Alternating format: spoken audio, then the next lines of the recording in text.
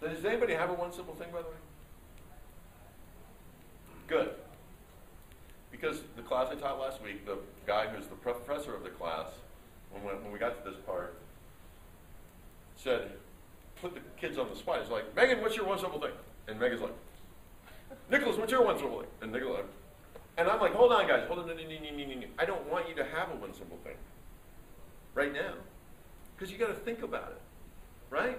This is about how do you take all your attributes, all your competencies, all your experience, all your desires, all your aspirations, and distill it down to a singular thought that you believe is most relevant, motivating, and distinct about you. So that takes work.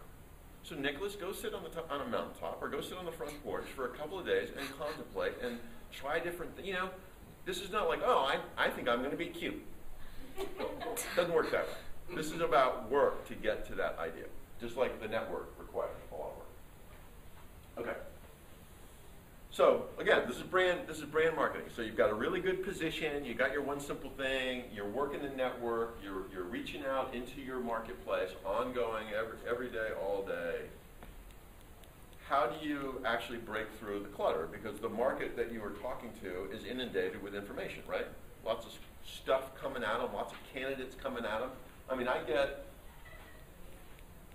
don't know, a year ago I was probably getting 10 emails a week from people looking for a job, which is a lot given, given I got other things to do. So got to break through the clutter. So this is what I get. This is pretty much what I get each and every time. Dear, why didn't you even dear me? God damn it, Chris. My name is blank, so I don't know this guy. My wife and I relocated to Boston, and I must end my relationship with my current employer. Currently, I am the blank. Previously, I was the blank, where I helped blank. I'm interested in speaking to you about employment at Hallmark and look forward to contributing to the team. What would you do if you were me? Delete. Right? I mean, horrible. Horrible. Everybody agree. How many people think this is horrible? All right. This is norm. This is not aberration. This is norm. I promise. I get these all the time. There's no consideration of me. There's no research done. There's nothing compelling in it. Why? Well, your name was copy and pasted. Why should I do this? Why should I? I mean, I respond to every email, so I'm a gentle, kind person. I respond to every email, so I responded, and I said, we'll put you in the file. Which is true, we don't trash them, but I'm not going to call this guy. My head of recruiting is not going to call this guy. Why? Why should I? I mean, imagine if brands communicated this way. Dear consumer, we sell detergent and we'd like you to buy us. That's pretty effective, right? And again, you say, well, I mean, I was saying to somebody earlier, here's the habit that we have to break as a society. For, 40 years of a white-collar dominated economy, the model was demand for employees outstripped supply. Therefore, the modality to find a job was pretty simple. You went to college, and when you graduated, you sent out your resume to 100 potential employers, and you got 10 interviews, and out of the 10 interviews, you got 2 job offers, and out of the 2 job offers, you accepted one. Right?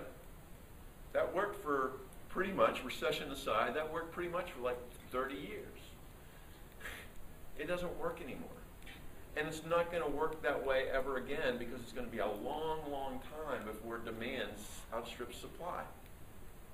I'm thinking maybe a decade, maybe even longer. It may never go back to that. And so the idea of job seeking as simply putting a generic email with a generic resume and sending it out to a list of organizations you know nothing about and hoping, praying that 2% of it sticks, that turns into some sort of opportunity, it's naive. The career service offices are kind of to blame.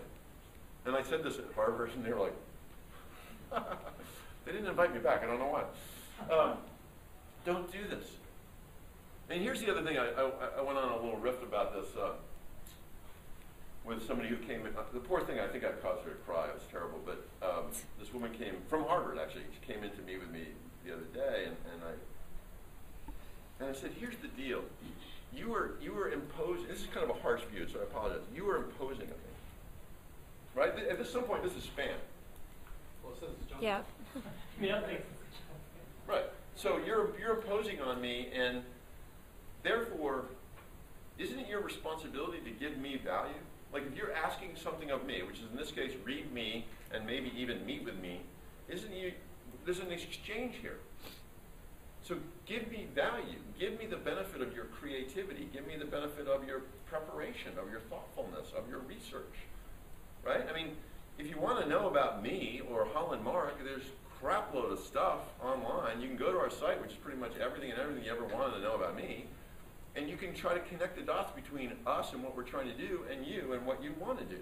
Like, do me that service, will you? But instead, it's like generic, I'm looking for a job, give me one. Why should I? So, the attachment is your resume, right? That's what we've been taught to do. Like, write a standard cover letter and then attach a standard resume. Well, go back to Brandland. Your resume is your ad, right? It's what represents you to the marketplace alongside that cover letter. And here's what your ad looks like.